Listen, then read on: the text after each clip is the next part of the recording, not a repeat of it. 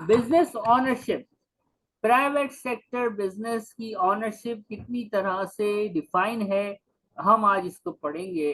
तो सबसे पहले प्राइवेट सेक्टर बिजनेस के अंदर जो चीज आती है उसको कहते हैं सोल ट्रेडर। आज आप अमीर जी हो गए, आपने बोला मैं दुकान खोलूंगा और ट्रेडिंग करूंगा। ट्रेडिंग करूंगा मतलब सेल एंड परचेज करूंगा, कुछ भी बेच लो, साबुन बेच लो, जी सरफ बेच लो, राशन बेच लो, बस मैं मालिक और ये मेरा कारोबार है। सोल जी। ट्रेडर मतलब एक बंदा इज कल ही द ऑन करते सिंगल हैं। जी ऑनर, यानी जी जिसको हम बोलते हैं सेठ, ऑन्टरप्रनोर। जी जी सेठ या जी। ऑन्टरप्रनोर, एक बंदा ऑन करते हैं। का मालिक वही है, सिया हो सफेद का। बिजनेस अच्छा करे बुरा करे, प्रॉफिट करे लॉस करे, प्रॉफिट है तो उसका है, लॉस करे तो भी उसका है।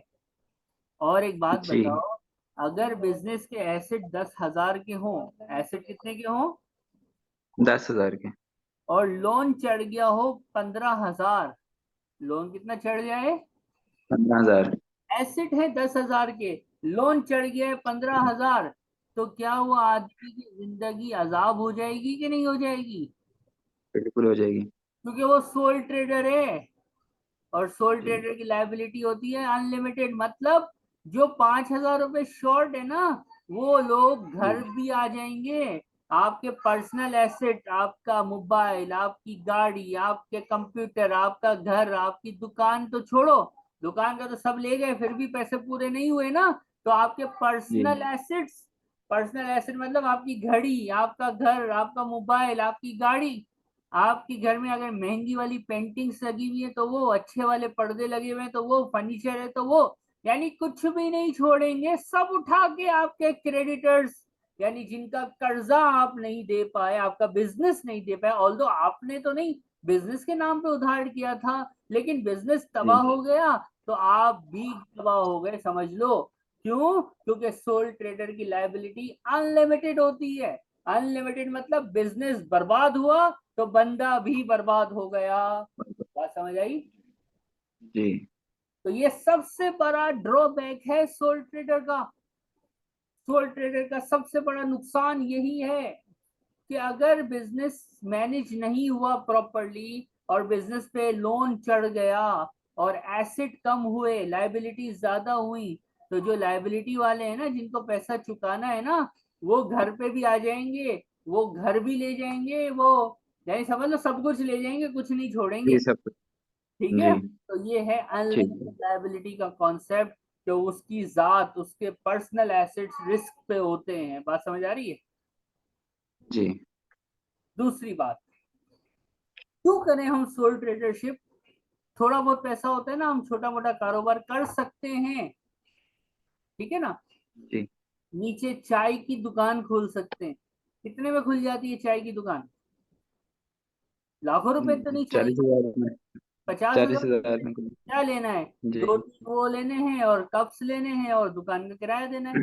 1 लाख में चाय की दुकान जी जो है वो आराम से खुल जाएगी, जी 1 लाख में आराम से खुल जाएगी, इजी सेटअप है। कोई गवर्नमेंट जी को एप्लीकेशन देना, कोई अप्रूवल, कोई एससीसीपी, कोई एचएमआरसी, कोई एफबीआर। मैंने 2 मुल्कों की अथॉरिटीज के नाम लिए हैं। एचएमआरसी यूके का जी है, हर majesty revenue and customs. SCCP Pakistan का है, security and exchange commission of Pakistan.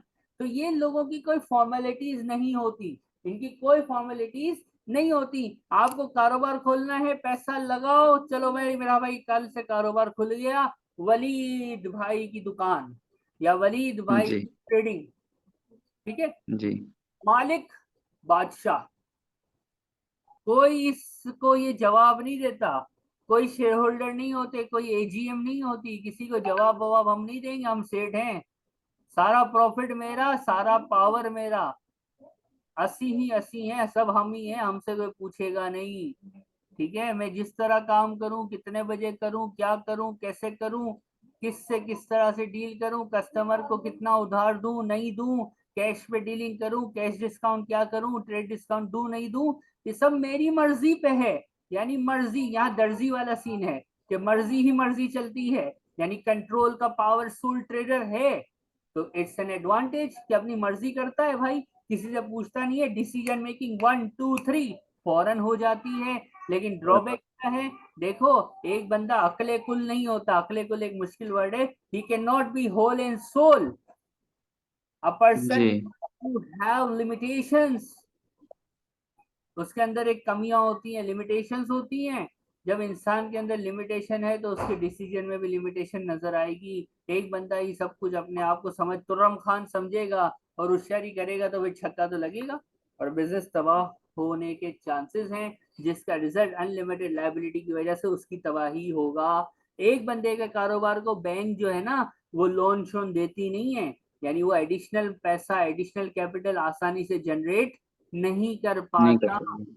और एक बात है, एक अंकल हो, एक फॉर एग्जांपल एग्जांपल देता हूँ, एक आदमी है, उसकी एज है 20 ईयर्स, उसने कारोबार शुरू किया, बहुत मेहनत की, दिन रात एक कर दिया, कारोबार आसमान की बुलंदियों पे पहुंच गया, महीने के लाखों रुपए प्रॉफिट आने लगा, लेकिन सोल ट्रेडर ही था। क्या उसका बेटा भी इतना ही मेहनती होगा? नहीं, कोई गारंटी नहीं है। चलो अज्यूम करो बेटा मेहनती निकला, क्या बेटे का बेटा यानी पोता भी इतना मेहनती निकलेगा? नहीं। तो चलो भाई पोता आ गया, अब्बा वो जो जिसने बिजनेस शुरू किया था वो मर गए, बेटा भी मर गया, पोते के हाथ में बिजनेस आ गया, क्या पोता बिजनेस को उस तरह से चला पाएगा जिस तरह से दादा हुजूर चला रहे थे? नहीं, नहीं चला पाएंगे। तो यहाँ पे तो बात वही है ना कि सेठ ही सब कुछ है। तो अब सेठ गया तो उसकी एक्सपर्टीज भी दुनिया से नहीं।